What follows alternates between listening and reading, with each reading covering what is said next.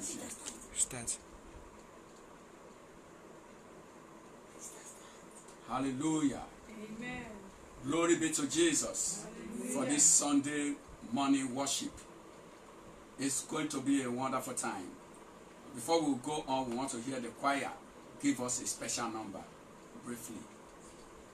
You're welcome, choir. Hallelujah. Amen. It's a beautiful day. It's a beautiful Sunday. I pray that as we take the song, God will richly reach out to us and bless us and turn our ashes to beauty in Jesus' name. Amen. The title of our song says Beauty for Ashes. And I'll read the lyrics of the chorus. It said, He gives beauty for ashes, strength for fear, gladness for mourning, peace for despair. God will give you peace. In Jesus' name. Amen.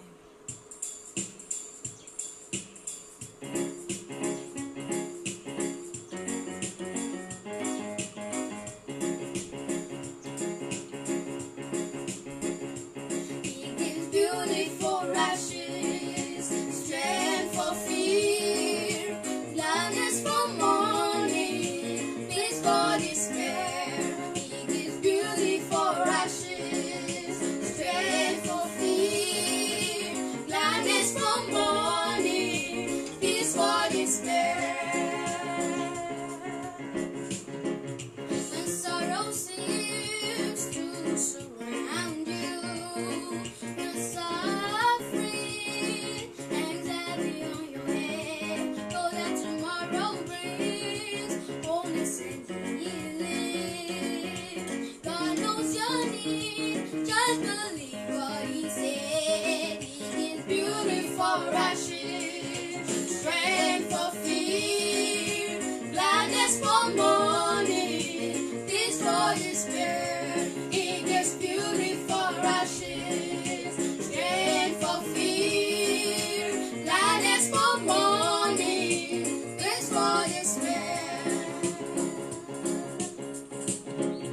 And what you've done keeps you from moving on. When fear wants to make itself at home in your heart, know that forgiveness brings wholeness and healing. God knows your need, just believe what He said. He gives beauty for ashes, strength for fear, gladness for mourning, peace for despair. He gives beauty for ashes, strength for fear, gladness for mourning, peace for despair. When sorrow seems to surround you, when suffering hangs heavy on your head, know that tomorrow brings wholeness and healing. God knows your need, just believe what He said. He gives beauty for ashes, strength for fear, gladness for mourning, peace for despair. He gives beauty for ashes, strength for fear, gladness for mourning, peace for despair. He gives beauty for ashes, strength for fear, gladness for mourning, peace for despair. Gladness for mourning, peace for despair. He gives gladness for mourning, peace for despair. My God gives gladness for mourning, peace for despair, peace for despair, peace for despair, peace for despair.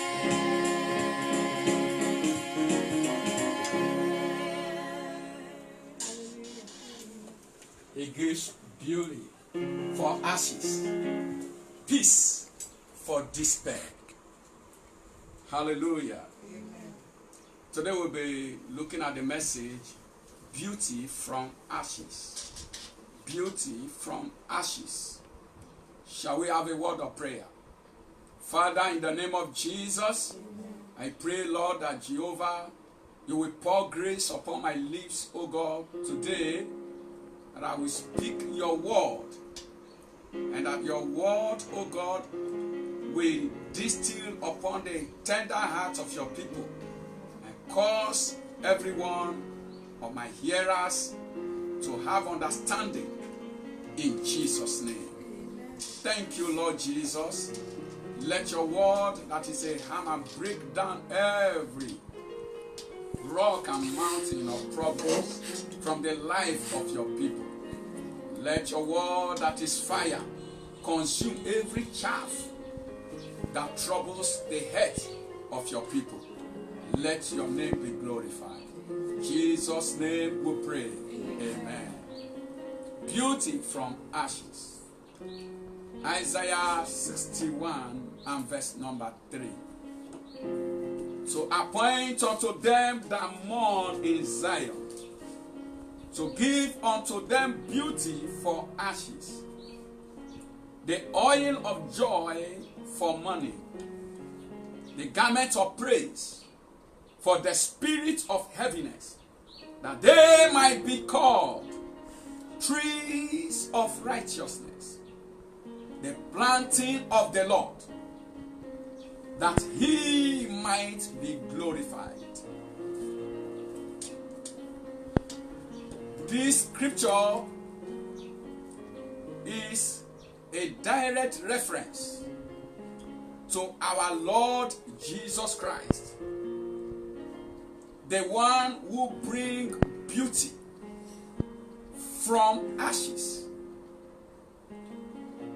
He said that he will give unto you beauty for ashes.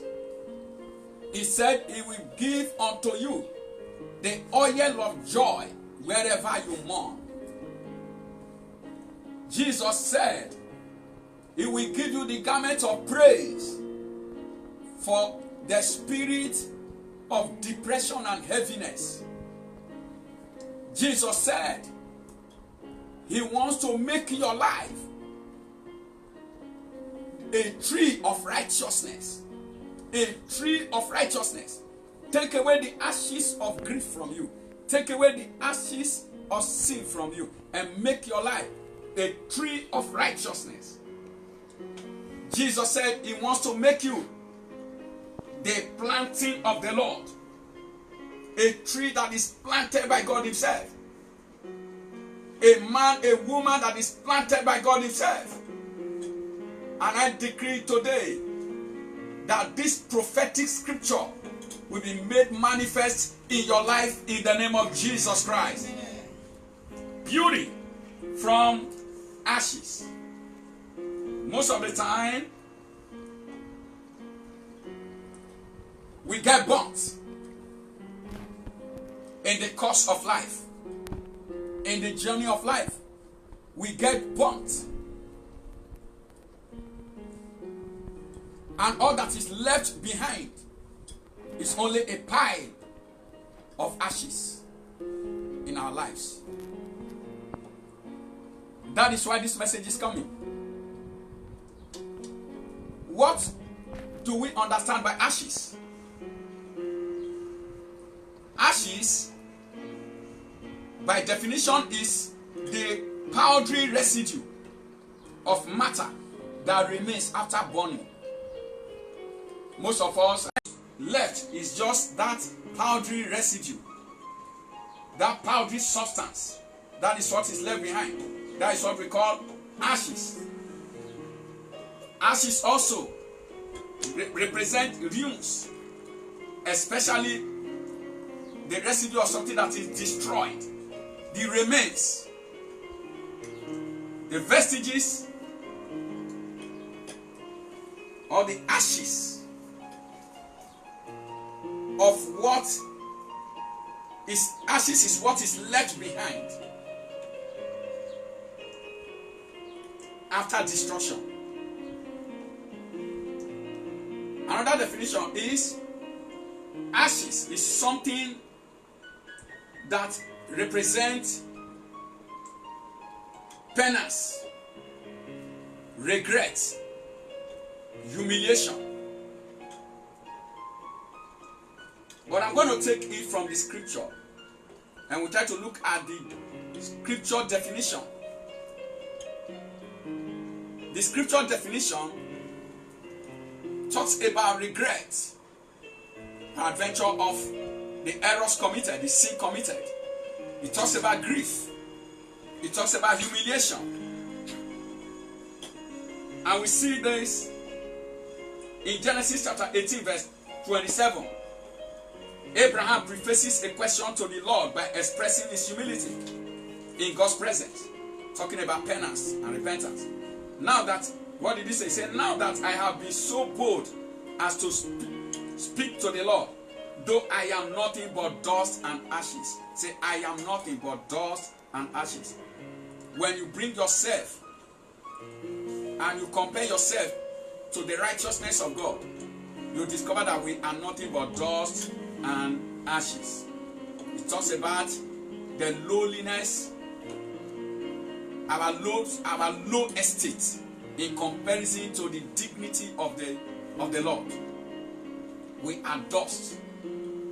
Job uses the phrase twice, saying with great anguish in Job 30 verse 19, he said, he has cast me into the mire, and I have become like dust and ashes.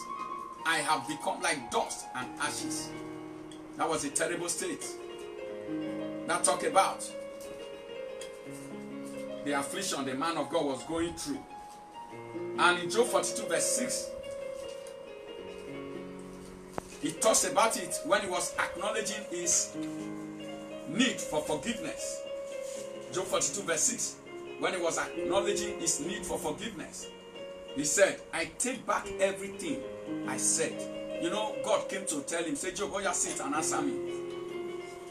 I want to ask you a question, because you are the one that I'll be complaining, I'll be asking a lot of questions. Now sit down, let me ask you. He said, God, I put my hand in my mouth. If I have spoken before, I will not speak again. And what did he say? He said, I take back everything I said. I pray for us that when we are going through the ashes of our failure, I pray we will not speak words that will offend in Jesus' name. So Job is saying, I take back. Actually, I want to ask, can we actually take back the words we have spoken? Job said, I take back everything I said, and I sit in dust and ashes to show my repentance.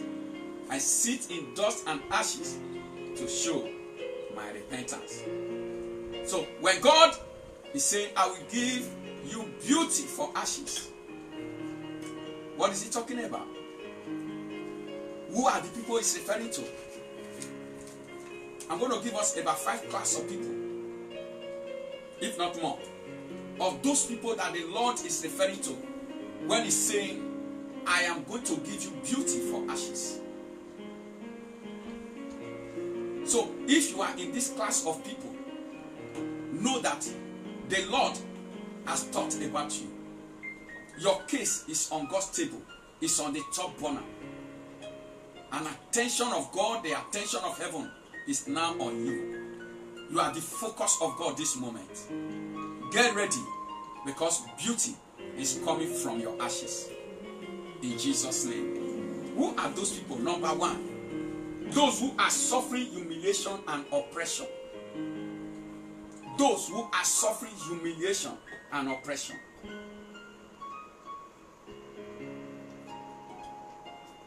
The word of God said that Tamar, after he has been humiliated by the half-brother Absalom, what did he do? He put ashes on his head, and she rent her garment of diverse colors. She was betrayed by her brother. There are a lot of people who are betrayed. The brother Amnon said, come to me, come and prepare food for me. I want to eat from your hand. And the king allowed her. After all, your brother cannot harm you. Go and meet your brother. But when Tamar got to the house, After preparing the meal, she discovered that the brother overpowered her and raped her. What did she do? She poured ashes on her head. There are many who are betrayed. In marriage, they are betrayed. In relationship, they are betrayed by those they give their hearts. There are a lot who are betrayed by business partners. There are a lot who are betrayed by fathers, betrayed by mothers, betrayed by children. Betrayal everywhere. And all that is left behind for them is a pile of ashes. When they think back to the relationship, when they think back to their friends that broke away and break their hearts, all they see is a pile of ashes. Don't give up. God brings beauty from ashes. God will bring blessing from that betrayal. In Jesus' name. Amen. To cover the head with ashes was a token of self-abhorrence and humiliation. No, Tamar packed ashes on her head to show, I have been humiliated. I have been humiliated. So many have been humiliated. I'll give you another instance. When Mordecai, in Esther chapter 4, when you read verse number 1, Esther 4 verse 1, when Mordecai perceived all that was done, Mordecai, please can you open the door? When Mordecai perceived all that was done, Mordecai rent his clothes and put on sackcloth with ashes and went out into the midst of the city and cried with a loud and bitter cry. How did Mordecai cry? A loud and bitter cry. Why?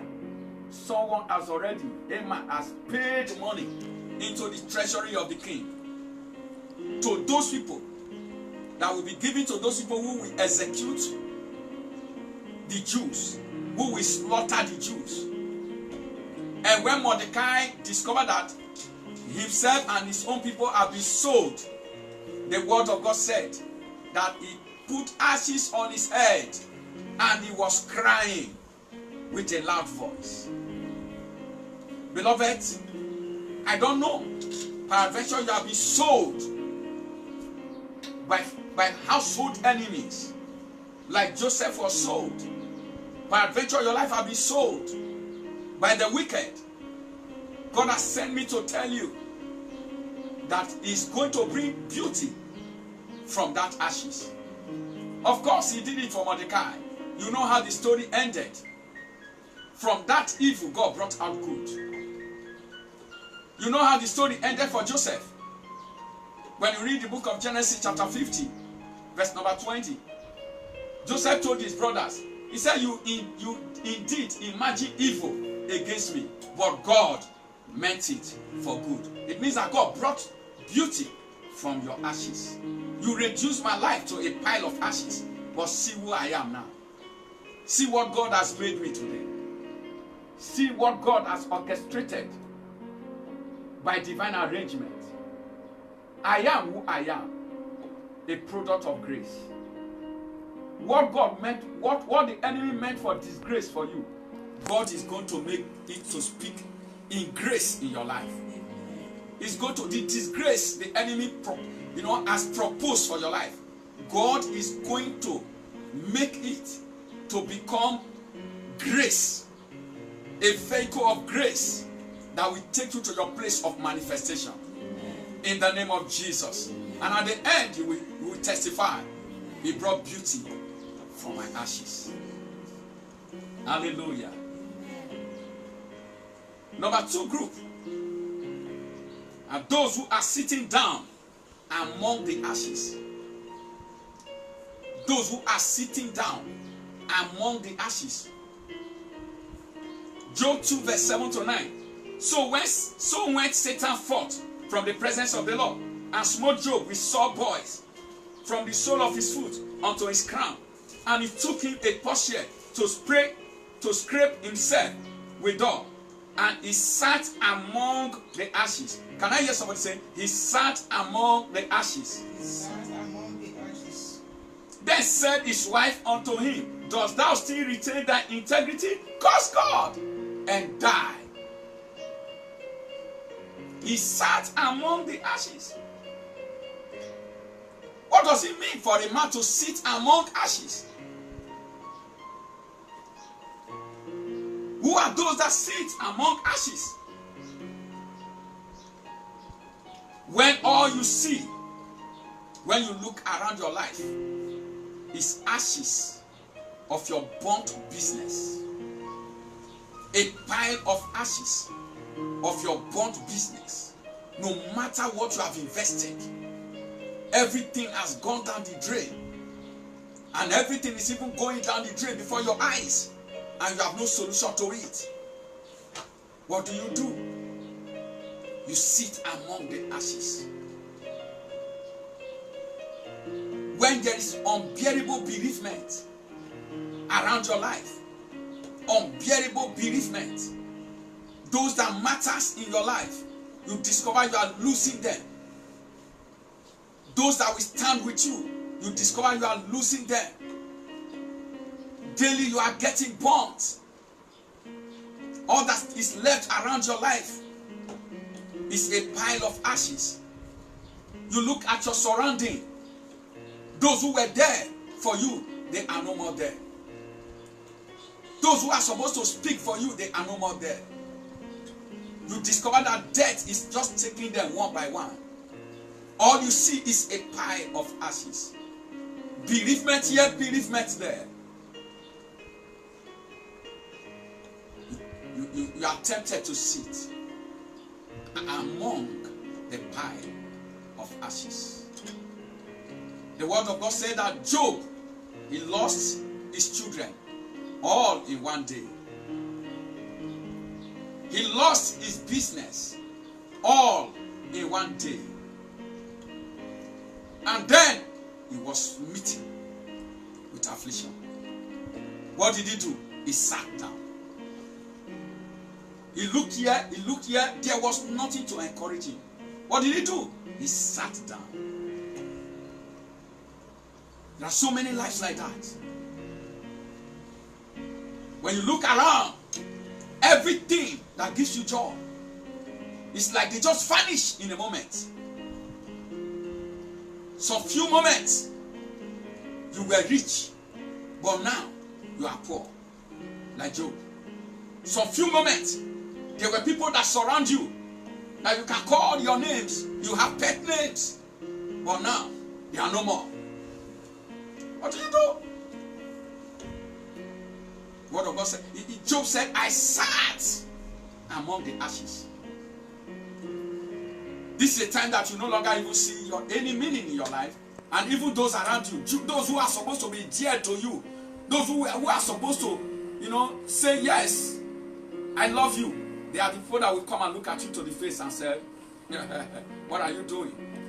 What is the reason for living? Look at what the wife told Job.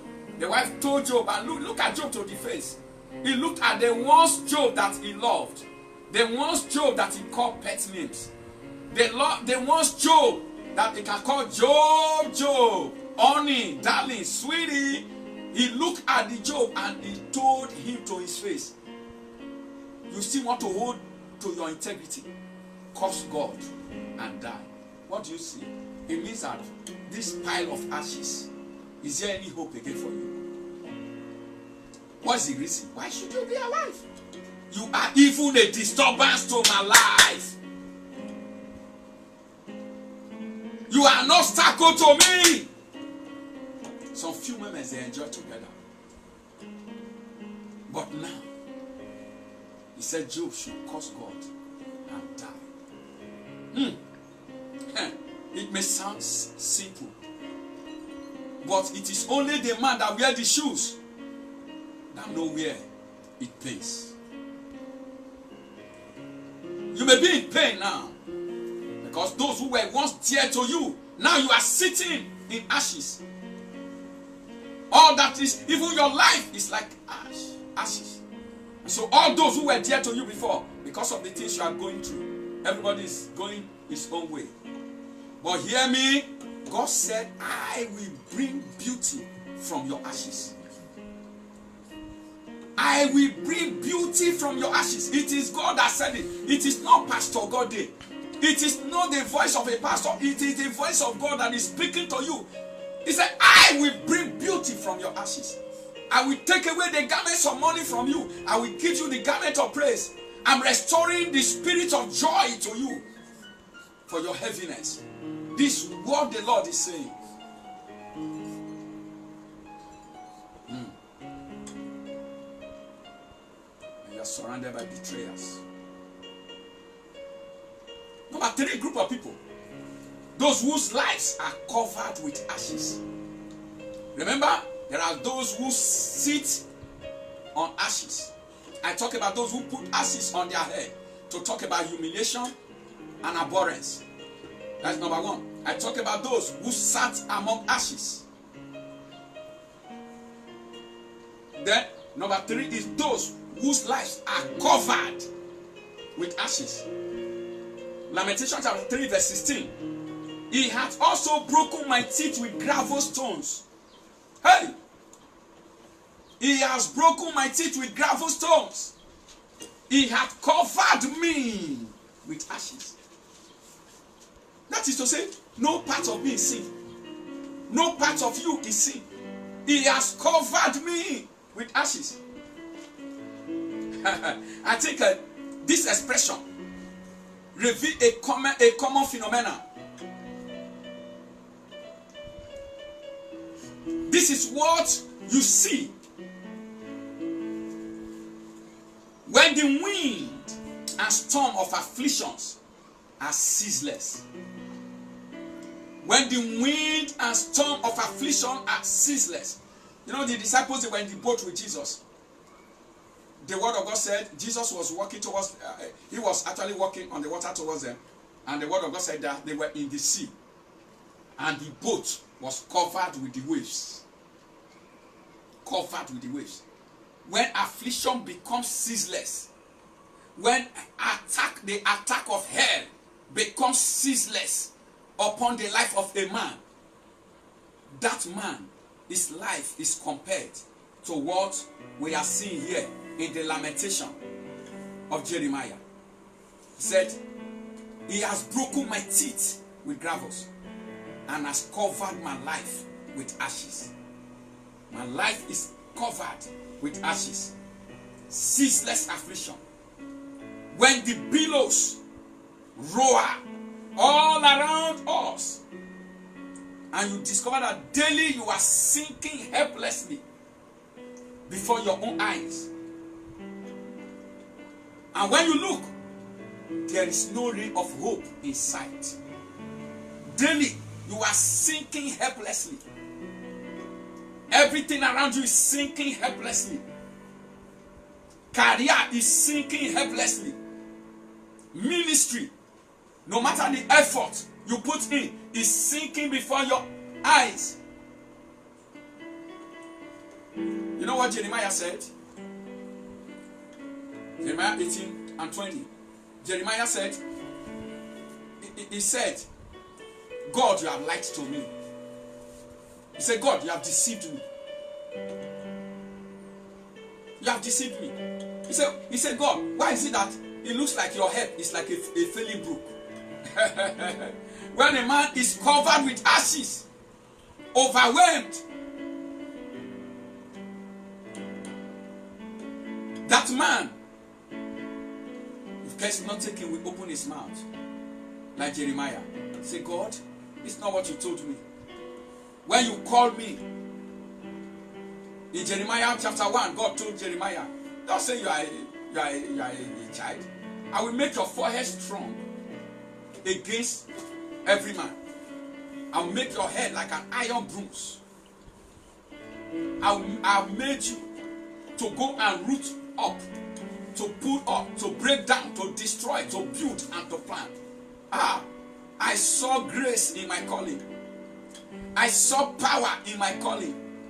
I saw supernatural manifestation in my calling. But God, the more I preach your word now, the more I suffer. You have lied to me. I don't know whether you are a man of God, and this is the description of your situation. And you are thinking that, I don't think God has called me.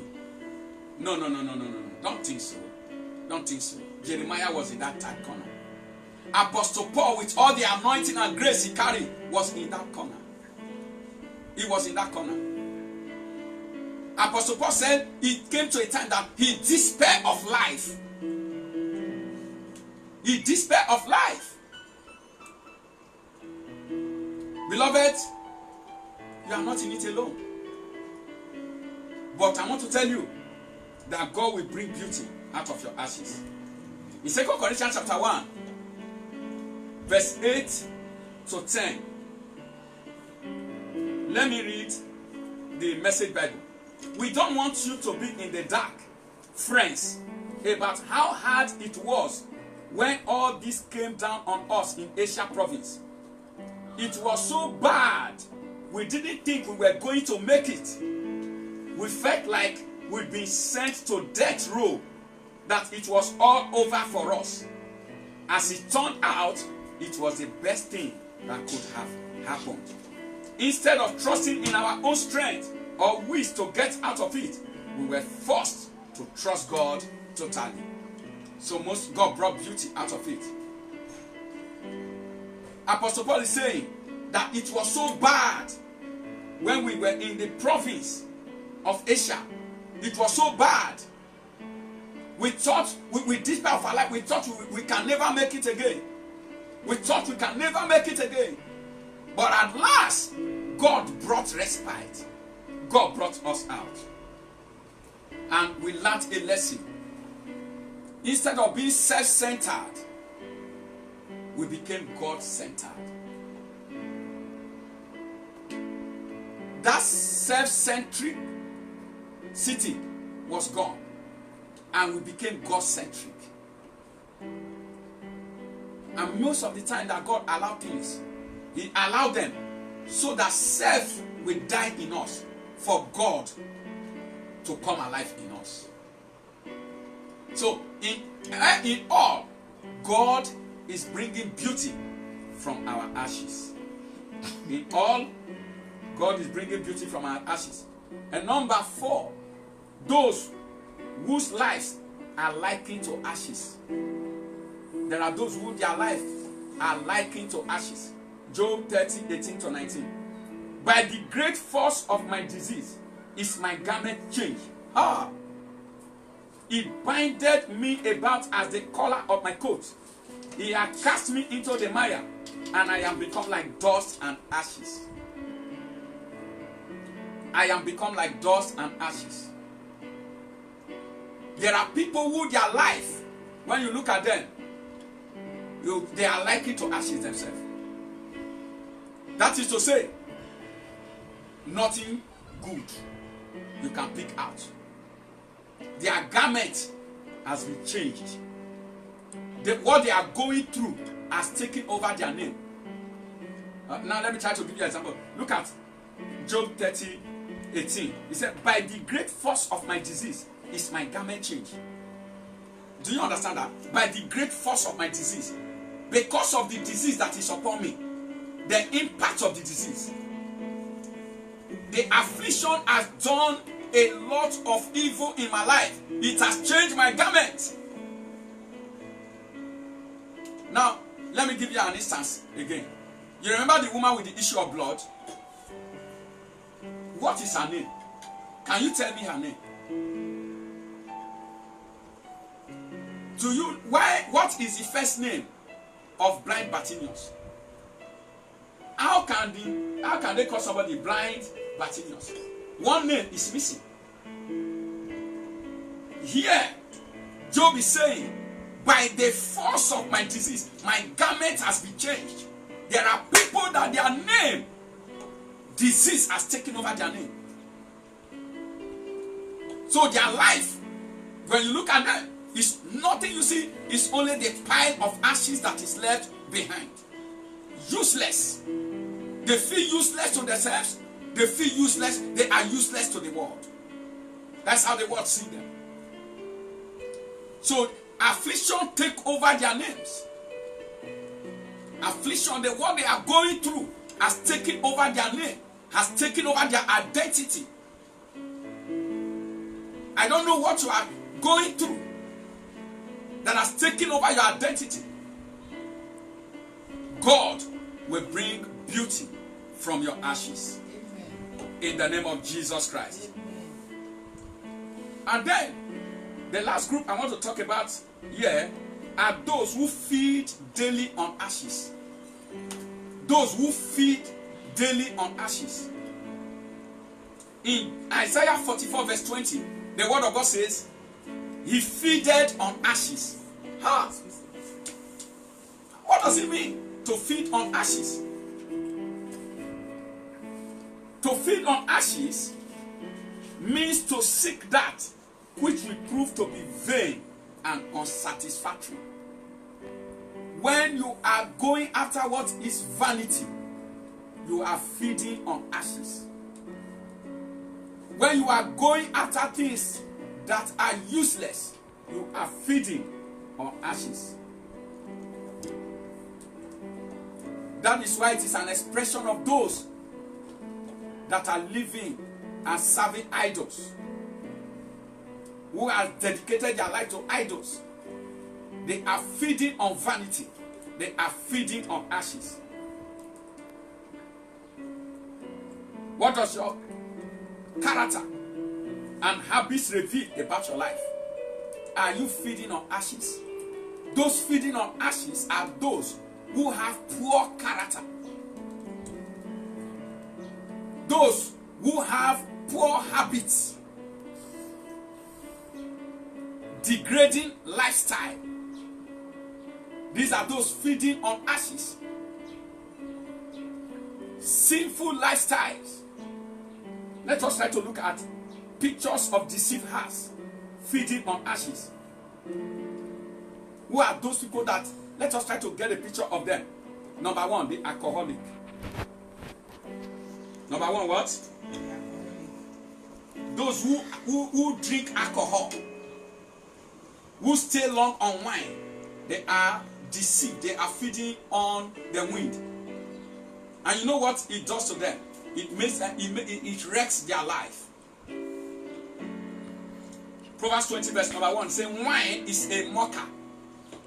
Wine is a mocker. So it means that they are living the life of what? Mockery. When you subscribe to wine, you subscribe to the life of mockery. When you give in to wine, you give in to the life of mockery. You are feeding on ashes. You are living a vain life. Ephesians chapter 5 verse 18. He said, and do not get drunk in wine, for that is debauchery. Instead be filled with the Spirit. Proverbs 23 verse 29 and to 35. I will not finish it, but let me read this for you. He said, who has woe? Who has sorrow? Who has strife? Who has complaining? Who has wounds without cause? Who has redness of eyes? Those who tarry long over wine. So if you are going for wine, you are going for woes, tragedy. If you are going for wine, you are going for sorrows. If you are going for wine, you are going for strife, for contention. If you are going for wine, get ready for complaining. If you are going for wine, get ready for wounds. He said, who has wound without cause? Wound without cause. It's when you go into wine.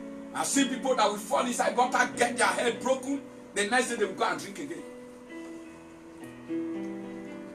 Living the life of drunkenness is feeding on ashes. Feeding on what is useless, what is not profitable to your life, to your destiny. Honey, God can bring beauty from your ashes. The reason why Jesus came is to save those who are living this kind of life, who are feeding on ashes. That's the reason why Jesus came. Number 2, picture of those who feed on ashes, the smokers. Smokers are some of those people who feed on ashes. smokers and those who take drugs. Now you will look at it that Bible did not mention anywhere where they said should not smoke. But let me give you something. 1 Thessalonians chapter 5, verse 21 to 22. He said, prove all things. Prove all things. Hold fast to that which is good. Abstain from all appearance of evil. Every appearance of evil. Abstain. To abstain is keep away. Run from it. Run from every appearance of evil. 1 Thessalonians chapter 5, that is verse 21 and 22. Say, prove all things. Prove. Test everything. Know what is they are made of. Prove all things. Know whether they go for promotion or demotion. Apostle Paul said, not all things are lawful for me. He said, Apostle Paul said, all things are lawful for me, but not all things are profitable. All things are lawful for me, but not all things are meant for exhortation. So it is not everything that is lawful that is fruitful in your life. Not everything that is legal you should go after. Prove all things. Know what is acceptable to God. Know what is unacceptable to God. Even though the Bible did not mention tobacco, yet God instructs us in His word to prove all things and run as far as we could from all appearance of the evil. Now, the manufacturers of tobacco in our country always add the warning. What is one of the warning? Smoking is dangerous to health. The second warning they add is what? Smokers are liable to die young. These are the people that manufacture the product. How can you know better than those who manufacture it? And then we put it, he said, the federal government warns. So if the federal government is giving a warning, the word of God said in Hebrew, in Romans 13, the word of God says, he said, obey those that are in authority. Now, the authority of the nation, the federal government warns that smokers are liable to die young. That smoking is dangerous to health. Why will you indulge in it? You are feeding on ashes. Of course, when you burn cigarettes, what do you see? You see not smoke, the person is inhaling. When you burn weed, what are you taking inside you? It's smoke. It's smoke. Do you know that it is one of the major causes of tuberculosis? Do you know that smoking is a dangerous addictive because of nicotine? Once you are addicted to it, can you become addicted to God? Can someone who is addicted to smoking at the same time be addicted to God? It's not possible. Prove all things. According to World Health Organization, smoking is also a major cause of death from communicable diseases such as tuberculosis. Why will you continue to feed on ashes? Even World Health Organization said it is one of the major causes of death. So it is not just the country we live in alone.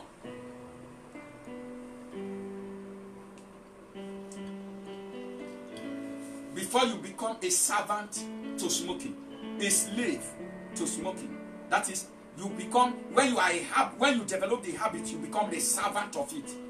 The Bible says, Romans 6:16, it says you are slaves of the one you obey. Romans 6:16, you are slaves of the one you obey.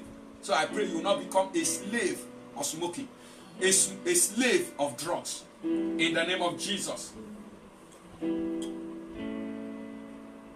The immoral, I'll just mention them now. The immoral. Proverbs chapter 5 verse 3 to 11 tells us about the immoral woman. He said, for the lips of a strange woman drop as an honeycomb, And her mouth is smoother than oil, but her end is bitter as wormwood. When you are living the life of immorality, your end will be bitter. Your end will be very bitter. Your feet is going down to death.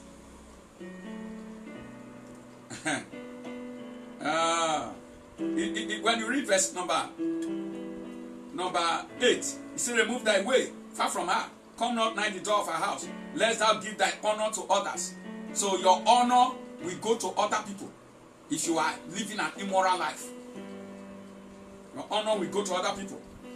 And your yes unto the cruel. Those who are cruel, they will cut share, they will make you die prematurely. They will take off your head. Go to your neighbor's wife. You are signing your death warrant. Go and defy somebody's daughter. You are signing your death warrant. If you enter the cruel's hand, you are in trouble. Let stranger be filled with your wealth. Your wealth will go to strangers. Immoral people, their wealth go to strangers. Immoral people. And they mourn. Your end will be mourning. I'm not cursing you. That is the end of the immoral person. But God will bring you out. Why? Because God promised to bring beauty from ashes. This is living in ashes. You are feeding on ashes if you are living this life. But God wants to take this out of your mouth and make you to feed on what is profitable to your life and to your destiny. Hallelujah. 1 Corinthians chapter 6 verse 18. It says flee fornication. Flee fornication, for every other sin that a man commits is without the body. But he that committed fornication sinned against his own body. And remember that your body is the temple of the Holy Spirit, where God dwells. So if you are sinning against your body, you are sinning against the Holy Spirit. 2 Timothy chapter 2 verse 22, it says, flee also youthful lust. Then we have, let me just leave the rest, or let me just mention them. We have the self-made idol. You know the self-made idol, you see that in Luke 12, 16 to 21. The self-made idol. A man planted his farm and he produced a lot of goods, and he said he will break his barn and he will build larger barn. Everything was I will say to my soul, for many years you will not be hungry again. God called him, say you are a rich fool. I give you power to get wealth, and you now say that you got it by your own power. This night your soul will be required of you. You are a rich fool if you idolize yourself. You are a rich fool if you idolize your knowledge. You are a rich fool if you idolize the treasures that God gives to you, the possessions that God gives to you. You are a rich fool if you are trying to make you are trying to make yourself an idol instead of God. If you set God aside and make yourself an idol, you are feeding on ashes.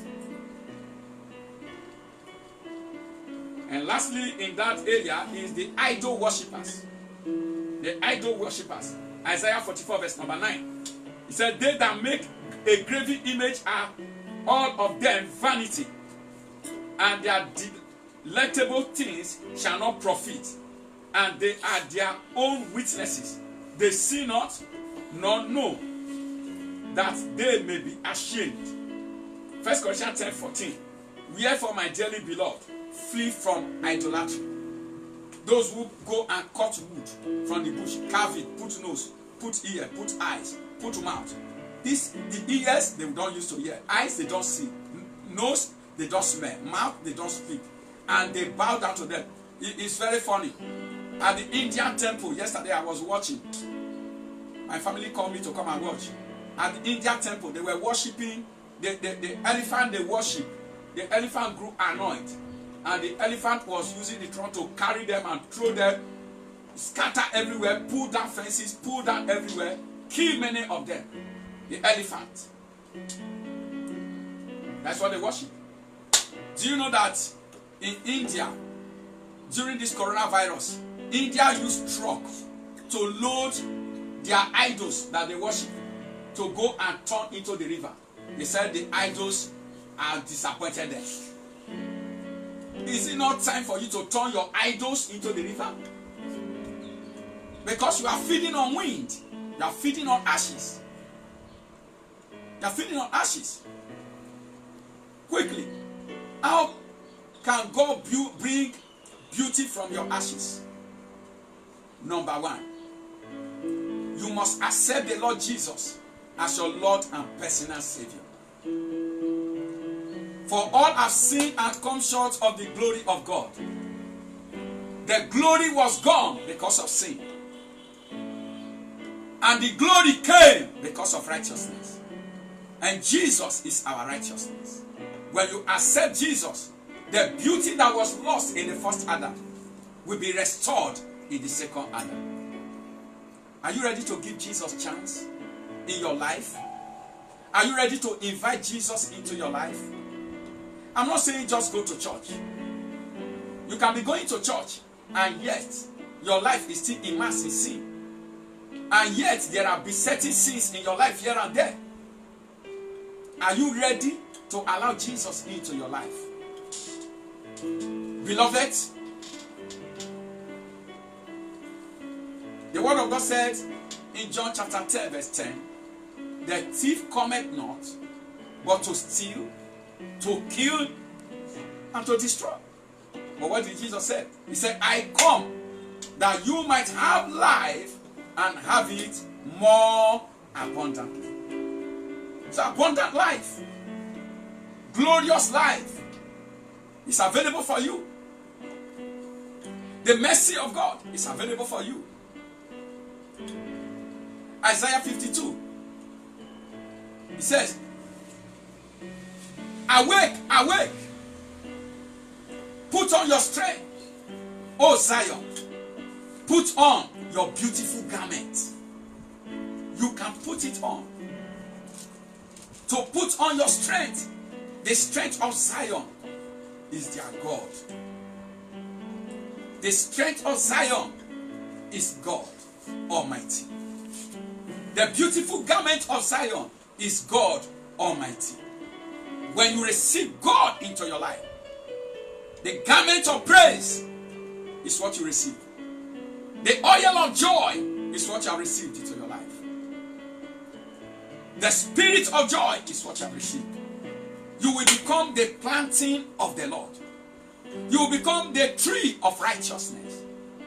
Beauty will come out from your ashes. Are you ready today? Number 2 thing you need to do. Be ready for change. Be open to change. Don't close your mind. When the word of God comes to you, the word of God said in Jeremiah chapter 8, is there no balm in Gilead? Is there no physician there? Why then is the health of my people not recovered? Of course, there is a balm in Gilead. There are physicians there that administer the prescription. But are they ready to accept the balm of Gilead?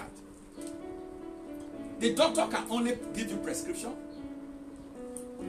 Maybe the doctor can even give you drugs. But the doctor cannot force your mouth open.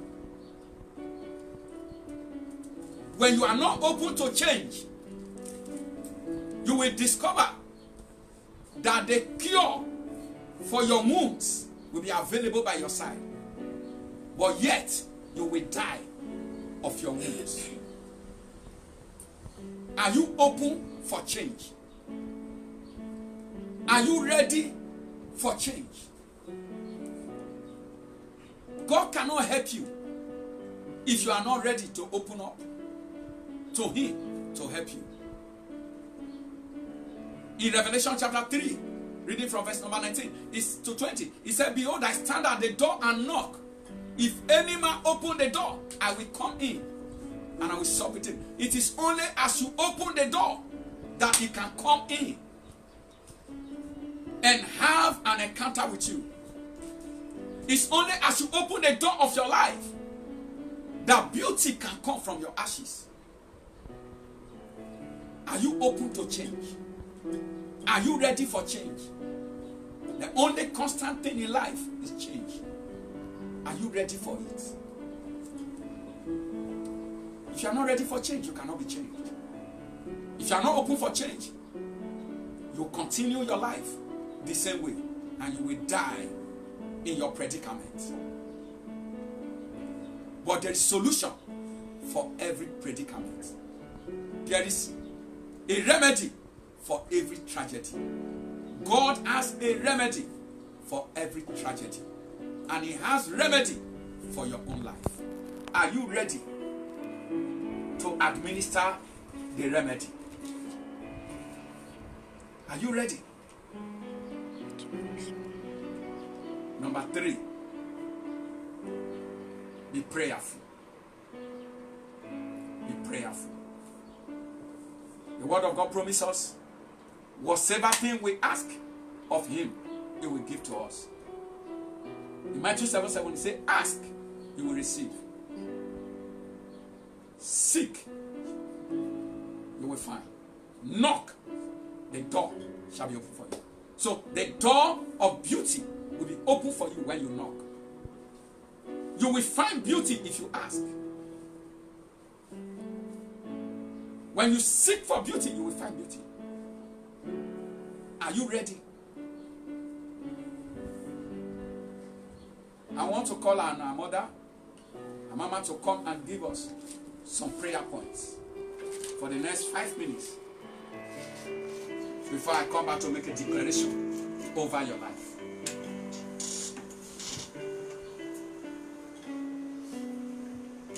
Let's sing this one. You are the mighty God. Ẹ̀yin la tóbi jù. You are the glorious one. Alágbára. You are Lord. You are the mighty God. Ẹ̀yin la tóbi jù. Ẹ̀yin la tóbi jù. Jehovah, you are the glorious one. Let's lift up our voice and appreciate God for His word that He has given to us this morning. Let's thank Him. He's a faithful God. He's a loving God. He has come to give us His word of life. That beauty can come from all ashes, from all aspects of our life, no matter the condition, no matter the situation, no matter the state that we find ourselves. Let's lift up our voice and begin to appreciate Him. It's worthy to be praised. It's worthy to be glorified. In Jesus' mighty name we pray. We're going to pray in case you have not given your life to God. I want you to say this prayer after me. Say, oh Lord God, my Father, I come to you this morning. Have mercy upon me and wash me. Every sin in my life, Lord, forgive me. Wash me, O God, with your precious blood. Make me, O God, a righteous one. I forsake every sin in my life and I turn to you. In Jesus' name we pray. Father, I pray for your sons and your daughters that have just given their life to you this hour. I pray that, God, your hands of mercy will be upon them. That every sin that they brought upon their lives, O God, I pray that, Lord, you will wash them and set them free in Jesus' name. You are free. You are welcome to the house of faith in Jesus' name. I want us to pray this prayer. In the course of teaching, Daddy gave us different people that ashes represent so many things in their lives. And the one that hurts me most was the one that was brought upon them with their own hands. I want you to tell the Lord, say, oh Lord God, my Father, every ashes I have brought upon myself, because of one idol I have erected, because of one evil, because the devil cannot have impact in us. The devil cannot have his place in us if there is no loophole. If we don't give the devil the place, no wonder the Bible says, give no place to the devil. Lift your voice and say, every ashes I brought upon myself because of idols, Lord, have mercy upon me. Have mercy upon me and wash me. Are you a drunkard? Is there a habit that you are still fighting with? I want you to tell them, Lord, give me grace to break from it, God. This thing has brought ashes upon your life. This thing has taken jobs from your hands. Some people have habits that cannot make them own money in their hands. These are ashes that the Lord needs to break from. Tell the Lord, have mercy. Lord, help me. Give me grace to break from the ashes that have put me in the dungeons of hell. I tell the Lord, begin to pray in the name of Jesus. Oh Lord, set me free. Oh Lord, break the bonds of hell. Oh Lord, break the bonds of wickedness in my life or my family. In the name of Jesus, oh God. Every ashes of drunkenness, every ashes of lying, every ashes of fear, cast upon me by the powers of hell. Oh Lord, set my soul free today. Oh Lord, liberate me by fire. Oh Lord, liberate me by fire. Break me free from the works of hell. Let the weapons of hell, the weapons of darkness that have placed ashes upon me, Lord, set me free. In the name of Jesus. In Jesus' mighty name we pray. I pray for as many of us that are finding it difficult to break from one habit that has become an ashes in our lives. Today the wind of the Lord shall blow them away in the name of Jesus. Amen. Take this prayer. Say, oh Lord God, my Father, what is that disease in my life? What is that affliction in my life that has taken away my identity, that has taken away my voice? Oh Lord, open down my life today and give my mouth a testimony. Lift your voice and begin to pray. Diseases took the life of the woman with the issue of blood. She no longer had a name. Tell the Lord, this disease that have taken my name, this poverty that have taken my name, this evil in my foundation must be broken today, Lord. Must be broken today, Lord. Oh God, open down my lips. The psalmist prayed a prayer. Say, God, open down my lips that my mouth can testify. If God does not open the lips of a man, he cannot testify. Oh God, open down my lips, God. Oh Lord, change my identity. Every reproach in my life, every disease that I've taken my name, every problem that I've taken my name, disappointment that I've taken my name. Oh Lord, have mercy, oh God. And take the ashes away in the name of Jesus. Redeem my name with the blood of Jesus, oh God. Lord, set my soul free. In Jesus' mighty name we pray. Another one that is of ashes of bereavement. There's everything about your life is just dying. Everything you lay your hands is just dying. Your loved ones are going against you. Your loved ones are fast going away. Everything is just walking zigzag. You are going to take this prayer. Say, oh Lord God, my Father, ashes from my past, ashes in my foundation that have refused beauty today, in the name that is above every other name. We don't know, blow them away. Blow away death from my family. Blow away reproach from my family. Lift your voice and pray the prayer. Oh Lord God, my Father, blow away death from my family. Blow away stagnation. Blow away, oh God, evil from my family. Are you barren? That is the issues of the enemy. That is the ashes of hell. Tell the Lord, blow them away. Every curse in my foundation, curses of hell, curses of witches and wizards, every agreement from my forefathers and my grandmothers that is working against my life. Oh Lord, separate them from my life. The wind of the Lord is a blower, and ashes does not have weight. Let the blood of Jesus, let the wind of the Lord blow them away. Let the wind of the Lord blow them away. Oh God, blow premature death from my family. Blow away loneliness from my life. Blow away loneliness from my life. Tell the Lord to blow away singlehood. Are you single there? That is an ashes. Tell the Lord, blow them away. I don't know the obstacles in your family. I don't know the ashes that has covered you.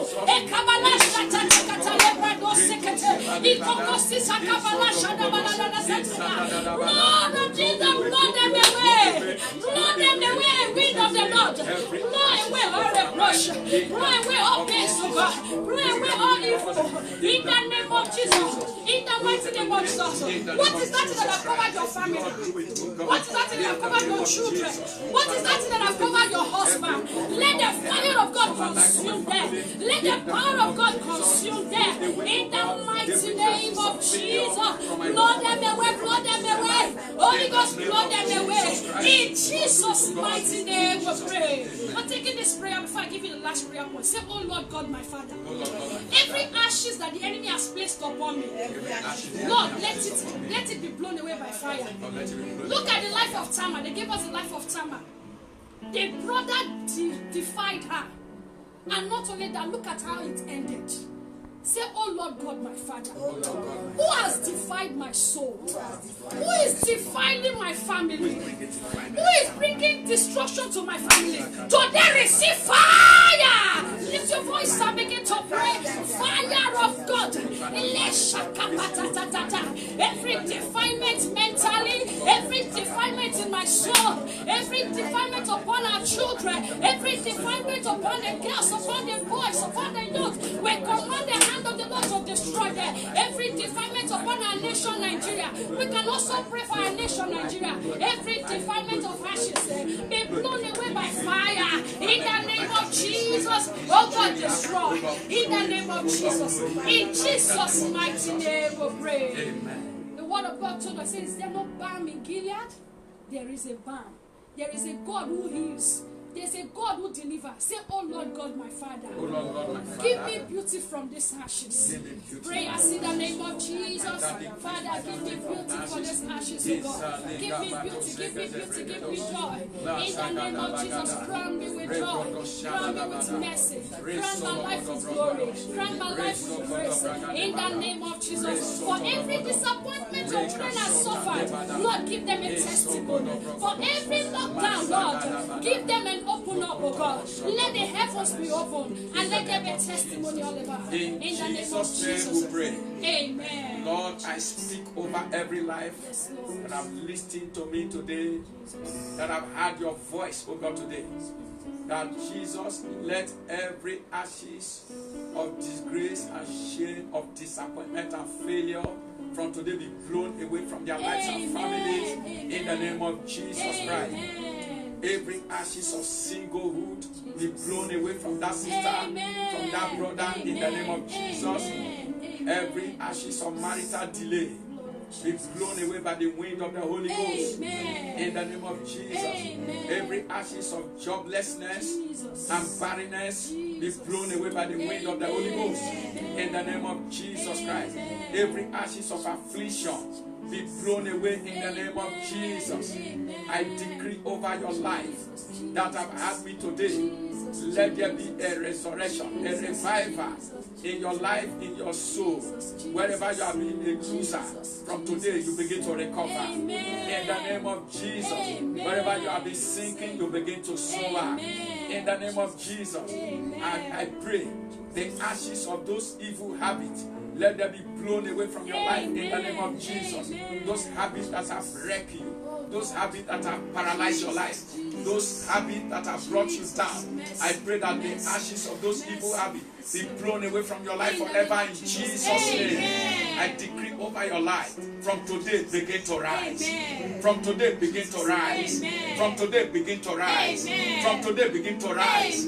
From today begin to rise. In the name of God the Father, in the name of God the Son, in the name of God the Holy Spirit. In Jesus' mighty name we pray. Amen. God bless you. God bless you. Don't forget to like the message, share it as many times as you can, and also comment. Give your comment is our feedback. Feed us back through your comment, and God will bless you as you do so. This is Living Bread Bible Church, and I am Apostle Gode Toboro. You can reach me for your counseling by calling 090-5764-8111. 090-5764-8111. Don't forget, from Monday to Thursday, I am always with you 10 a.m. every morning. At least 10 to 15 minutes every day on Landmark Broadcasting Network. Every day, Monday to Thursday. Then on Friday, I'll be with you by 5 o'clock in the evening. God bless you. Stay safe, stay blessed, stay in the bosom of the Lord. Till we see you again, shalom.